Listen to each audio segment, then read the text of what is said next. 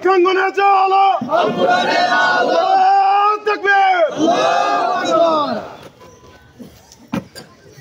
আলহামদুলিল্লাহ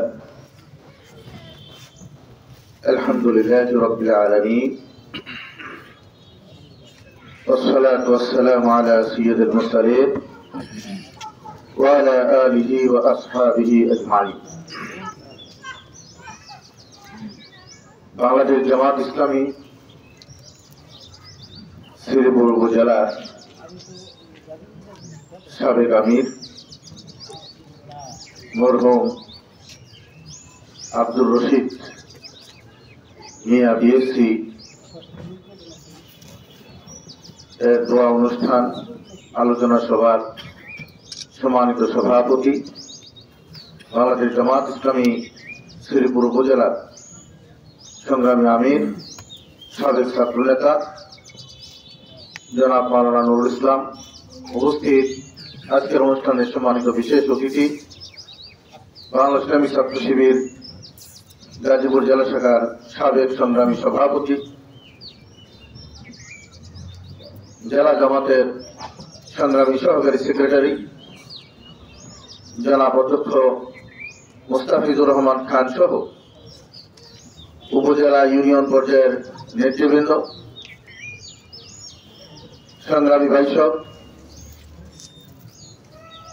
সম্মানিত এলাকাবাসী, আসসালামু আলাইকুম রহমতুল্লাহি ওয়া বারাকাতুহু। মরহুম আব্দুর রশিদ ভাই তিনি ছাত্র জীবনে ঢাকা বিশ্ববিদ্যালয়ে বাম রাজনীতির সাথে সম্পৃক্ত ছিলেন। সে বাম রাজনীতি থেকে আসা একটা মানুষ ইসলামী আন্দোলনে যোগদান করার পরে যতদিন উনি কর্মক্ষম ছিলেন ততদিন তিনি তার জীবনের সমস্ত চিন্তা চেতনাকে ইসলামী আন্দোলনের জন্য তিনি নিবেদিত করেছেন। তিনি ইসলামী আন্দোলনের দায়িত্বশীল ছিলেন, তিনি লেখক ছিলেন, তিনি কলামিস্ট ছিলেন, তিনি পত্র পত্রিকায় নিয়মিত লেখালেখি করতেন। তিনি শুধু শ্রীপুর উপজেলাকে নিয়ে ভাবতেন না, তিনি সারা দেশের সমস্যাকে নিয়ে ভাবতেন। আমার মনে আছে তখন আমি ছাত্র, আমাদের একটা প্রোগ্রামে তিনি বক্তব্য রাখতে গিয়ে বলেছিলেন যে আমরা যারা ইসলামী আন্দোলন করি আমাদের কাজটা কেমন হবে, আমাদের জীবনটা কেমন হবে। তিনি বলতে গিয়ে বলেছেন যে একটি মুহূর্তের জন্য আমি আপনি থেমে থাকতে পারবো না। তিনি দুটো উদাহরণ দিয়েছিলেন। তিনি বলেছিলেন যে দেখবেন আপনারা ঝর্ণার স্রোত যখন চলে সে তার নিজস্ব গতিতেই চলে।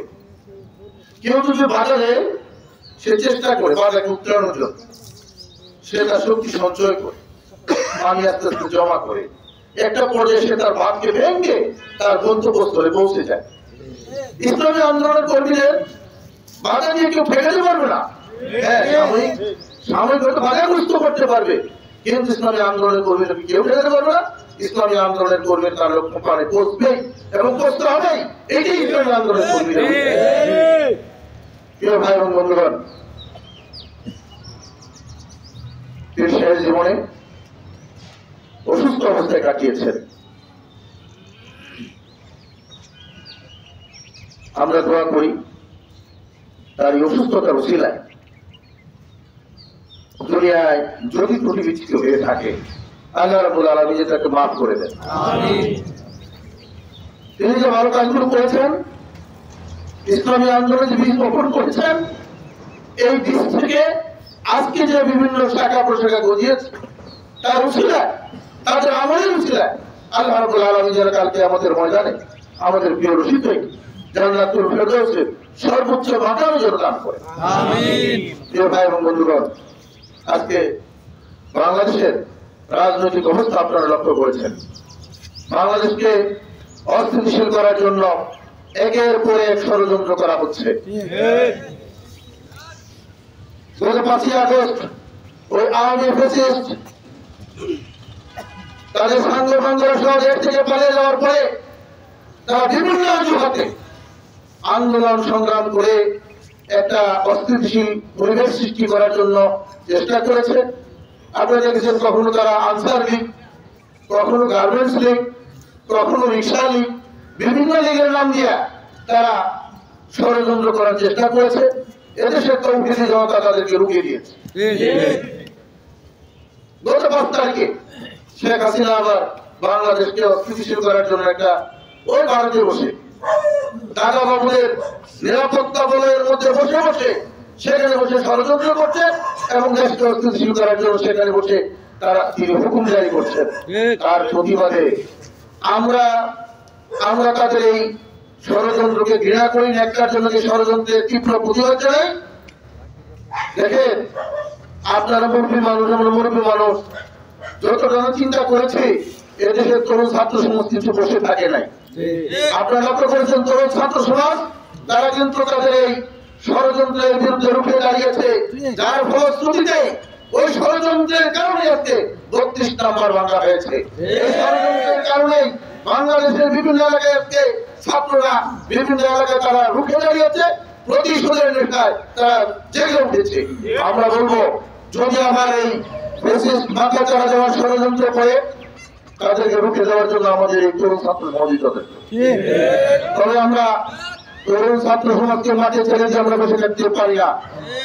আমরা যারা আছি ইসলামী আন্দোলন করে আমাদেরকেও তাদের বিরুদ্ধে প্রয়োজন মাঠে নামতে হবে এবং পাড়ায় পাড়ায় মহল্লায় মহল্লায় তাদের বিরুদ্ধে প্রতিরোধ করে তুলতে হবে। আজকে শ্রীপুর উপজেলা একটা অবহেলিত এলাকা। এই এলাকায় বিগত সময় আমরা লক্ষ্য করেছি দখলবাদী, সন্ত্রাসী, চাঁদাবাজি, দুর্নীতি, স্বজনপ্রীতি এগুলো যেন এই এলাকার নিত্য নৈমিত্তিক ঘটনা ছিল। আমরা আগামীতে এর অবসান ঘটাতে চাই। আপনারা রাজি আছেন? যদি রাজি থাকেন তাহলে আগামী জাতীয় সংসদে বাংলাদেশ জামাত ইসলামীকে ক্ষমতার ওই সংসদে পাঠাতে হবে। যদি পাঠাতে পারেন, আমি বিশ্বাস করি বাংলাদেশ জামাত ইসলামী দুর্নীতি করে না। তার প্রমাণ আমাদের 2 জন মন্ত্রী ছিল, 3টি মন্ত্রণালয় চালিয়েছে, মাইক্রোস্কোপ দিয়ে খুঁজে তাদের একটি দুর্নীতিও খুঁজে পায় না। সাতক্ষীরাতে 5 জন এমপি ছিল, তাদের বাড়িতে গিয়ে দেখে আসে তারা এমপিগিরি করেছে, তাদের বাড়ির পরিবর্তন হয় নাই, তারা সেখানে টাকা কামাই করে নাই, দুর্নীতি করে নাই, স্বজনপ্রীতি করে নাই, আত্মীয় স্বজনকে প্রতিষ্ঠিত করার জন্য কোন রেল কারখানা দখল করে নাই। 5 বারের এমপি ছিলেন মাওলানা মুস্তফা সাহেব। আপনি সেখানে গিয়ে দেখেন উনি কি করেছেন। উনি যা করেছেন জনগণের ক্ষেত্রে করেছেন। অন্যায়, দুর্নীতি, স্বজনপ্রীতি এগুলো বন্ধ করার জন্য তিনি যা যা করা দরকার সেখানে করেছেন। আজকে সেই পাটনা শহরকে তিনি একটা বাংলাদেশের রূপ বলে শহরে পরিণত করেছেন। আমরা চাই গাজীপুরের শ্রীপুরটাও অনুরূপ একটা এলাকায় পরিণত হোক। কি ঠিক না? যদি ঠিক এটা আপনারা চান, আগামী দিনে আমরা ঐক্যবদ্ধভাবে আমরা এই শ্রীপুরের আগামী নির্বাচনে ভূমিকা পালন করবো। আপনারা সবাই রাজি আছেন? আল্লাহ আপনাদেরকে কবুল করুন।